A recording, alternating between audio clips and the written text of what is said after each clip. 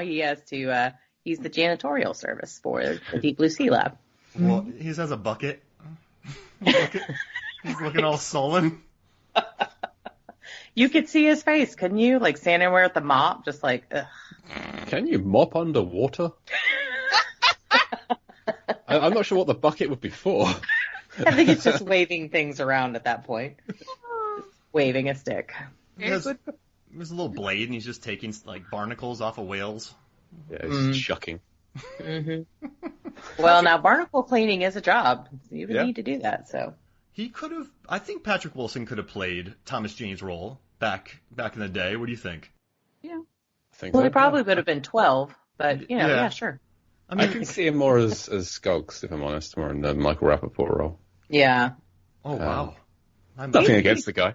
He doesn't really have that leading man face, though. So I think you're right on that one. He might be the cranky sidekick. Yeah, in James Wan's remake of Deep Blue Sea, that'll be what happens. Wow. Just kaiju. They train kaiju. They alter kaiju brains to cure Alzheimer's, and then the kaijus get loose. You know, in Aquaman, that kaiju rips a hole through the Earth's core and then explodes through the ocean floor. Mm-hmm. What are the repercussions of that? A lot. Is it like is the ocean going to drain into that? Is lava probably coming up? You know, that's one of the things that I have questions about. Jaws 3, this movie. Anytime one of these underwater viewing labs is breached by a shark from the outside, they seem to fill up much slower than you think they would. Yeah. So it was like just water's running in and filling up from the bottom. I'm like, would it though? Yeah. I'm just thinking it wouldn't. Yeah. Yeah, I'm thinking it would. That's such a weird thought to have about you. I was just so worried about those crab monsters in Aquaman too. Well, because it's John Rhys Davies. I mean, you got to be concerned. And they were being attacked, right? Mm-hmm. They're just minding their own business. They're being attacked, and Aquaman, that kaiju they said was 2 kilometers long. So he explodes underneath them, kills them all. Trashes their entire civilization.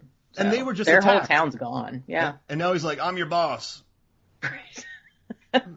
They're like, all right, better than that guy. He's whiny. It makes sense, though, because, if that guy just did that, you're my boss, right? I'll take.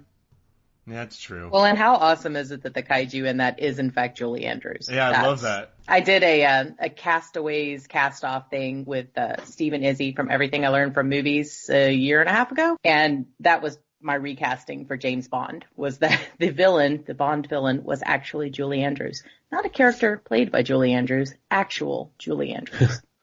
I thought you guys and then she showed up. Then she showed up in no, mine Bond was Ming Na Wen. Okay. I did gender swap on everything, so somebody's got to. Yeah, think outside the box. And then like the month later, it announced that Julie Andrews was the monster. It's like, what? So they're watching, they're listening. Somebody's gonna come steal our shark show idea. Well, we can be associate producers, right? We have our names on it. Just send money. Yeah, that's what I'm saying. Just send some money. It's fine. I'll give you all my ideas. Put our names on there as associate producers. Mm-hmm. Give us a story by credit. Mm-hmm. Let us be extras. Yeah. I'm done. I'm sold. That's good. Be great. Well, any final things before we get out of here? Any final thoughts about this scene? I'm just still floored by the smoking in the lab. It's so unprofessional. Well, he doesn't light it in this one. He goes to, and then you get that wonderful disapproving look from Janice, which is the same look. He lights it at the end, and then he uses his arm, so I guess he pays for it. But the next scene after that is also pretty slick. So congrats to whoever gets that one. So there's a very squishy noise when his arm gets bit off. It's beautiful. Listen to it again. I like those slurpy sounds. Their Foley guy was having a great time. I would love to be the Foley guy in this movie. Oh my gosh. And we know John Levengood would love that because any movie with squishy noises he loves. Yeah. Oh gosh. No, but I don't know. I dug this scene. I like that there's not much this movie's just so lean, and I love that they establish all of this in 3 minutes. It just moves so quickly. It's such a good popcorn scene.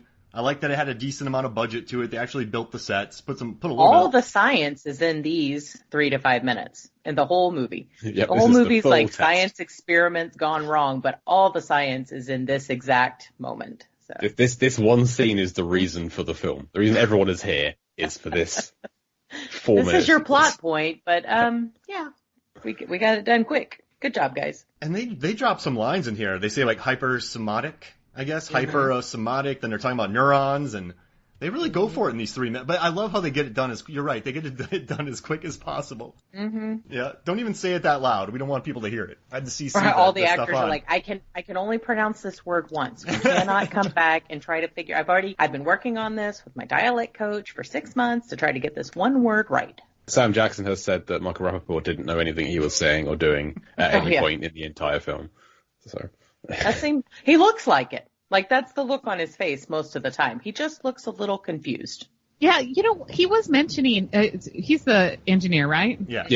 Yeah, I'm sorry, I get him mixed up. But yeah, he was talking about the tensile strength to determine how high a fence was, and I'm like, really? Do you need to actually know that to figure out how high a fence is? Nope. Yeah. Nope. I like that whenever, like a few scenes in here when the lab is filling with water and they're going to have to, and he's like freaking out and he's like, what is the structural integrity? What's the weight? Blah, blah. And he starts doing like Rain Man level remembrance of, pressure. You want to be here when that happens? It's like, oh, no, I'm good. Now I'll be a hero. So. Skogs. Love him. Mm-hmm. Yeah. Best, worst character in the film. Yeah.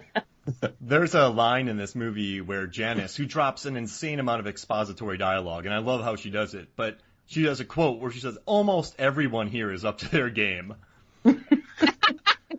And we know who she's talking about. Yeah, I love it.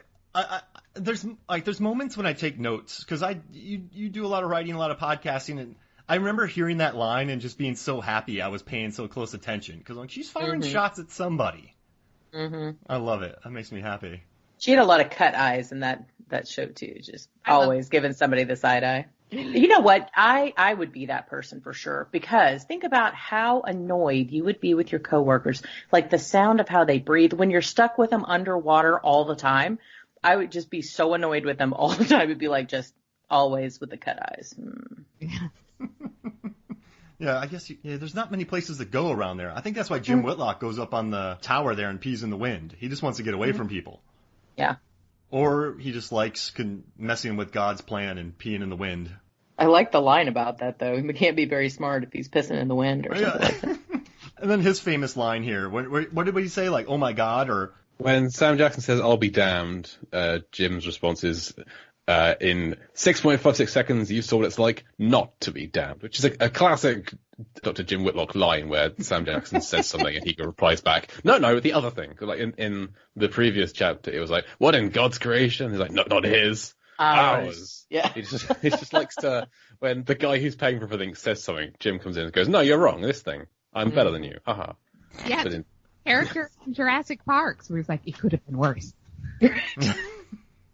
You're like, it was. Stop skimping on your IT support. Like, spared no expense on the ice cream.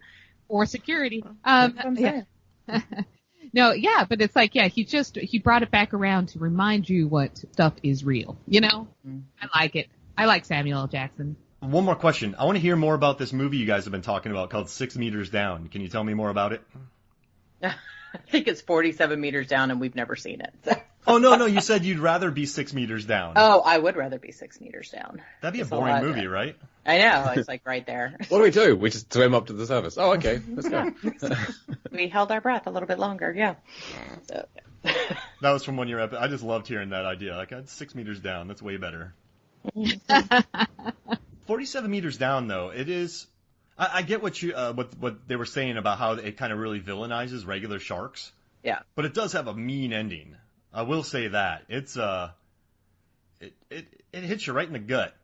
So if you're in the mood for that, watch that. If you want to get punched right, no, you don't want to get hit in the gut. Not usually, yeah. Yeah, fair enough. Fair enough. We tend to try to avoid those actively. So. And I go into them, I'm like, oh, hey. Yeah. I know. I'm like, I've got anxiety. I can't. He goes into a movie, he's like, I better be ready to throw up by the time this is over. I'm waiting for it. So, yeah. But I just want to say, for all these episodes, we've always had something fun, and I love that we've come up with this whole Aquaman and shark panel. Yeah. That's an all-timer right there. I think we'll have to name the episode after something like that. Yeah. West Fin. Oh! Nice. I've been sat on that for 35 minutes. I think we have a title for the episode. I like it. Anything y'all want to promote before we get out of here? No, you can just come check out our show if you want to listen to us babble about things we may or may not know anything about. We are Nerdy Bitches Podcast. You can find us at Nerdy Bitches Pod on Twitter, Nerdy Bitches, everywhere else. And we have a new store. Like I said, you can go get a coffee mug. That's fun. We actually have some shark ones on there. We didn't design, but we pulled them into our shop, so they're a lot of fun. There's one with a hammerhead shark that says, "Nailed it." I'm a big fan of that one. Oh. Yeah, I'm saying I like a good shark pun. And, I don't know when this is coming out, but Shark Week's coming up starting tomorrow, so I'm pretty happy about that. Thank you. So, is there anything else we need to? Yeah, just a reminder, though, if you're really into shark movies, last September we had our Shark Month where we went over a shark movie every single week, and we actually added one because we didn't really talk about the Meg during the Meg. So and we wanted to talk about Jason Statham's abs, so. And we had to. It's required. A whole other episode just on his abs. And if you want... Are you annoyed that Thomas Jane's got a shirt on, kind of, in this scene, like a vest? It's fine. He's all right. He's no Jason Statham. He is no Jason Statham. Yeah. But no one is, so. Yeah. If you are interested in ab talk, though, we've got plenty of episodes on that. You got your Aquaman, you got your Hobbs and Shaw. We got tons of them. Mm-hmm. I'll have to bring y'all into the Movies, Films, and Flicks podcast, and we'll do an ab draft. People would love that. Oh, we can do that. We did that for someone else's show not too long ago. Best abs in an action film. So. I love how Statham in the Meg is just drinking beers constantly, and then he takes off his shirt and he's completely ripped. Abs. Yeah, he is. I know. It's like the most ripped alcoholic in history. Right? It was like, when did that happen? How is this a thing? He's not doing like P90X in Thailand. It's not happening. He's like crunching with kegs. He's the only way to be doing it. It's Michelob Ultra. He's fine. Yes. MGD Light. So. Oh, bro. All right, well, thank you all so much.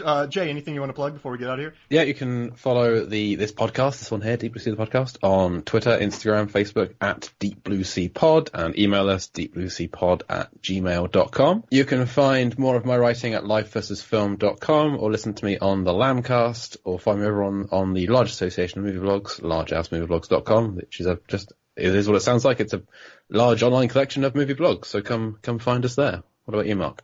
Let's see. So go to Movies, Films, and Flicks. You can read John Levengood in my articles. It's Movies, Films, and Flix. Flicks. Let's see. Listen to the podcast. Listen to Deep Blue Sea the podcast. I also write articles for Rotten Tomatoes. So I should have a couple articles out about the best movie franchises and Paul W.S. Anderson movies. So read those and then watch. Where did the Deep Blue Sea franchise fit? Oh, there's only one of them. And then I do the videos, their versus videos on YouTube, and then I started working with the Film Ferris, so go check out the videos I write for them. I think there should be a Fast and Furious and what's the other one I wrote? I don't know. A Joker cash file, how long it took to build, so just look for that. And that's about it. Cool, well, thank you all so much for joining us. Thanks for having us. All right, so this is Deep Blue Sea, the podcast. We'll see you next week. All right.